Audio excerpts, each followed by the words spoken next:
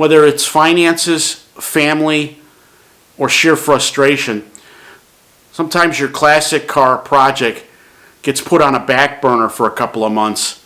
You need something to motivate you to get working on the car again.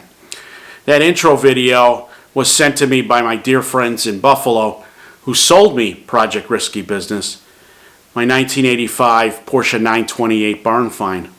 That video is from 2017 when they were able to get the car started and get it out of the barn in Colorado Springs before they hauled it back to Buffalo. My daughter's wedding in September, combined with a sheer lack of sales on Guys with Rides auctions, limited my finances on working on the car. When my dear friend sent me this on Christmas, it motivated me to get working back on the car. There's a number of things I can do on the car that I have in-house that I've already paid for, so there's no reason other than time not to restart work. So as the end of 2023 fast approaches, my New Year's resolution is to get this car back on the road for the spring car show season. So in this first video, to get me back in the groove, I'm working on modifying these front bumper cover retainers and what I had to do to get them ready for the bumper to be put back on the car. Stay tuned.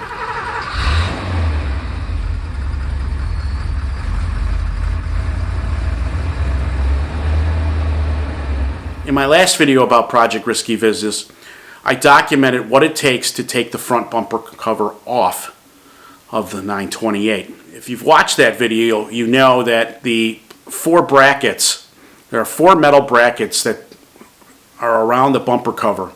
They are riveted onto that front bumper cover. They are steel brackets that have what appears to be a bonded, it's a press fit bolt, and it's a very small diameter, used either an 8 or 10 millimeter nut. And unfortunately, after 40 years, despite this car being in a rust-free environment, the bolts were kind of rusty and several of the studs broke off, particularly on these two straight pieces. The curved pieces, studs are clean. The studs stayed straight. I was able to get the nuts off without breaking any of those studs. So my focus now was just on repairing these and getting them ready. So what I ended up doing is using elevator bolts, and I'll take you through the process now of what I did to get these ready for when I have the bumper painted. But these are held, these two metal brackets in the middle are held on with two pop rivets, and that's what, it's maybe hard to see, but that's what this hole and this hole are for. And you see I modified elevator bolts with, and are holding them in with E-clips. The idea behind this is I'll put it in, it'll be riveted back onto the bumper once it's painted, and then once it's riveted back on, I'll use the nuts on the back side to pull this in. You'll see that these are cut down, and that'll be enough to pull the bumper in and hold it at high speed.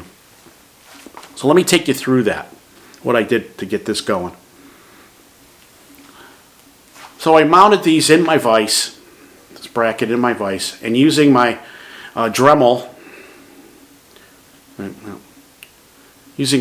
tool, I started using a cutoff wheel to cut the broken bolt studs off. So that was the first one. I cut the other one off. This one was still in pretty good shape, but they were so rusty on these top ones for whatever strange reason. I said, you know what, I'm going to go ahead and take both of them off. So after I cut the studs of that off, I took it over to my grinder to smooth what was left of the studs. Also the two pop rivets, I wanted to grind those down, taking care not to get too far into the metal here. So back at my vise, I got some gear oil that I like to use as a cutting fluid, and just liberally put some oil on the ground down press fit bolts, and started using a unit bit to drill them out.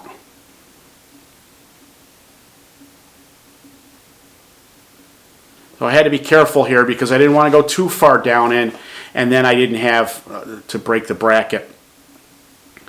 We managed to get them down far enough.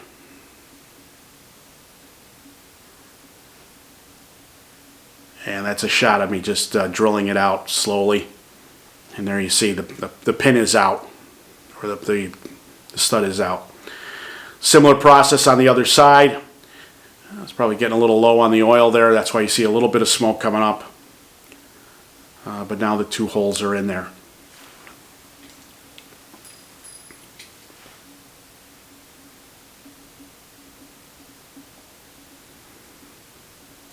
So next up was putting in, so the rivets presented a challenge, and since the drill was drifting, I used my center punch to get a hole in there to hold the drill bit in place on this particular rivet. And that's what the close-up is. Sorry, the camera was having trouble focusing. But as you can imagine, rivets are easy to drill out once you have a... And then I just used a hand rat file to smooth out the edge.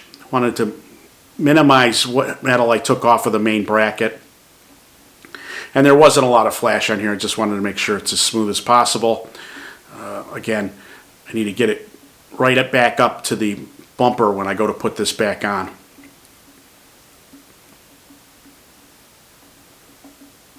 Now you see I'm using elevator bolts, which are basically a flathead carriage bolt.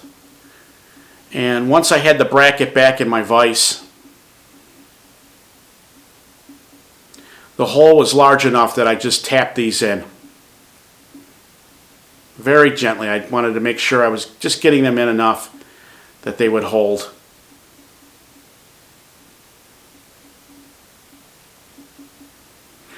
There's a close-up shot of the two elevator bolts, replacement elevator bolts in. But you'll notice on either side that the head of the bolt, the new bolts, is much wider. So here I am scribing how I want to cut these off.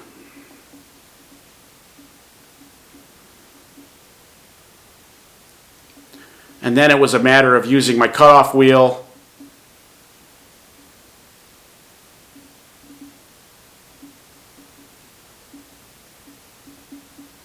and just cutting the head of those to match the rest of the bracket.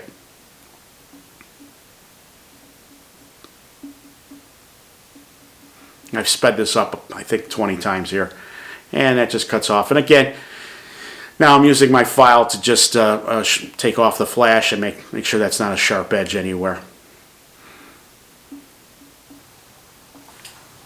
So now that I have the bumper brackets ready, my next party trick is to...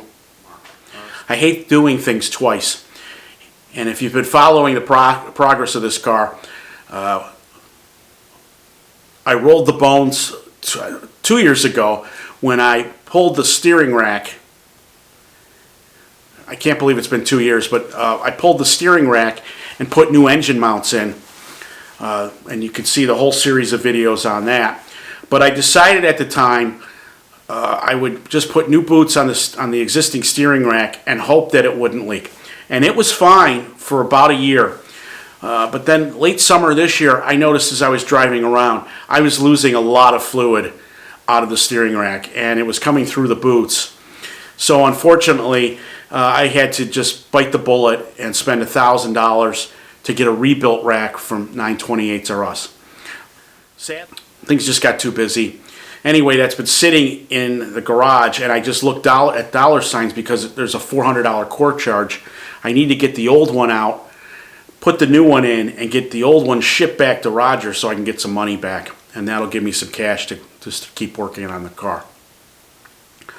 So today is December 27th, 2023.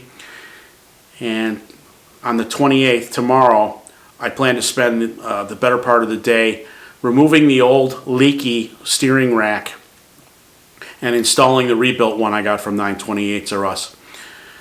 If all goes to plan, I will have a video of that before the new year is upon us. So my New Year's resolution for 2024 is to keep working more on the 928. Over the 3 years I've owned it, I've acquired a bunch of parts, and I can continue working on without spending a lot of money. So my commitment is I'm going to post one video a week about Project Risky Business from now through the spring. So that's the latest and greatest. We're up to 1,721 subscribers. So I appreciate everyone who has subscribed. If you haven't done so already, I encourage you to subscribe. And if nothing more, please press the like button, as that tells YouTube's algorithm that this is a good video to share with others. So thank you for watching. I wish everyone a happy and safe New Year, and we'll see you soon. Take care. Thanks for watching this video. Please press the like and subscribe button, comment below, and be sure to check out our other videos on this subject, as well as all of the great content on our YouTube channel. If you have any questions, you can call me at the number listed below, or be sure to check out our main website, guyswithrides.com.